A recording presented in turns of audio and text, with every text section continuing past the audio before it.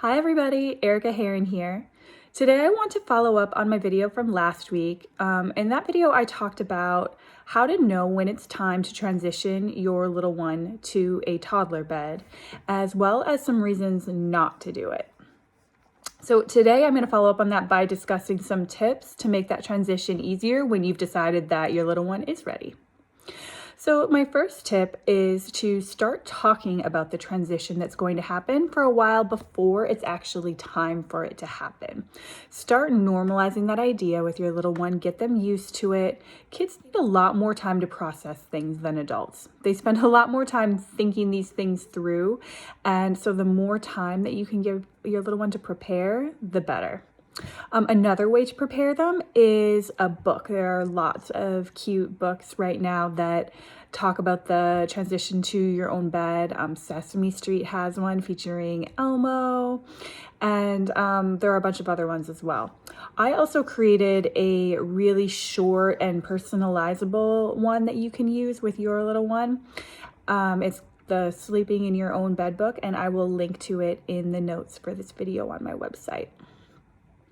Another way to make this transition easier is to break it down as much as possible. So I talk a lot about how a good way to teach a new skill is to break it down into smaller, easier parts.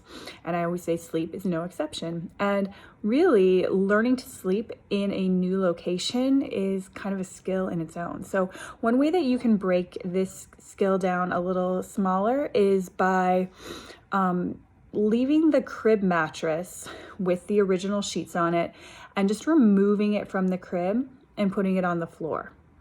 So everything's the same, only the crib is missing, the mattress is in the same spot. And for some kids that will help make that transition a little easier before that spot is replaced by an entirely different bed. My third tip is to do that transition slowly, in that your little one is sleeping in the new bed at nap time, but the crib is still there and they're sleeping in the crib at night. So this will also depend on your child. There are some kids that this won't work so well for, but it might work well for yours, and you can always try it before you fully disassemble the crib.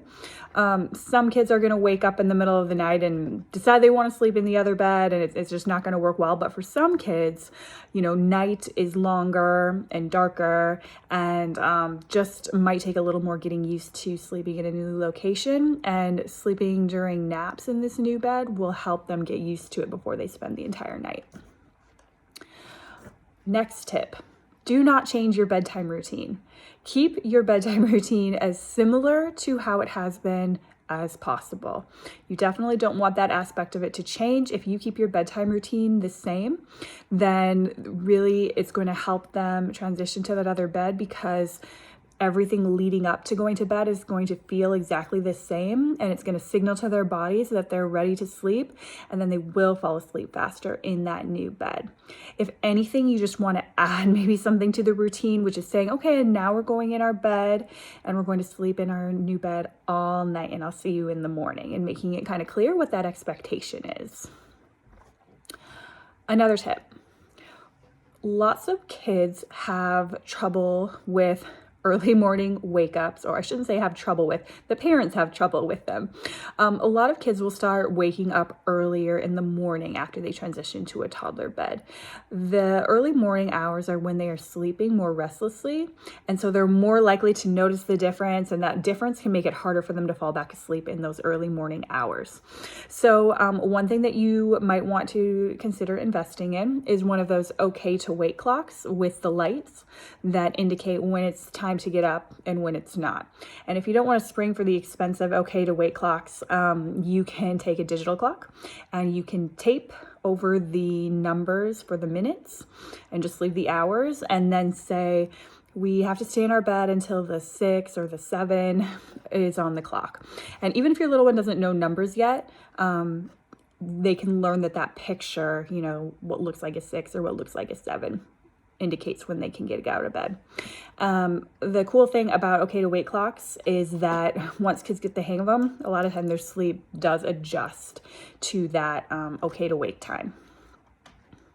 Next, I mentioned this in the last video, but if you need the crib for a new baby, try not to do the transition right around the time that the baby is due or right after the baby arrives. So remember, a lot of babies sleep in bassinets, so they don't need their crib right away anyway. And you are already going to possibly experience some sleep disruptions with your little one, your older little one, when a new baby arrives. So you really want to keep everything as much the same as possible, and then not make your older child feel like they're getting replaced, or like the new baby that just came is taking their mom and dad and their bed.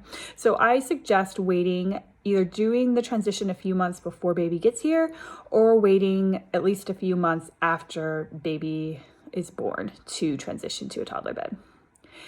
And then last but certainly not least, I suggest that you celebrate the new bed. It really is a big milestone for a child to start sleeping in this new, more adult bed that is different from where they remember sleeping all of their life. So make it fun, make it exciting, let them know you're proud of them, and maybe let them pick new sheets or new bedroom decor, or things that a new nightlight, things that will make them feel like part of the process and like they're being celebrated for something new and great that they're doing.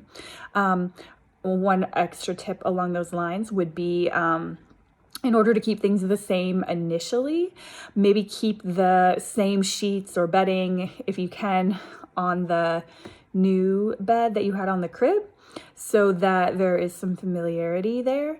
And then once they've had some success with staying in their bed, celebrate that success with buying new things.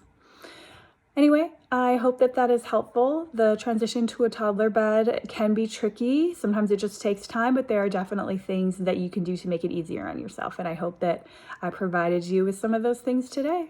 Have a wonderful day.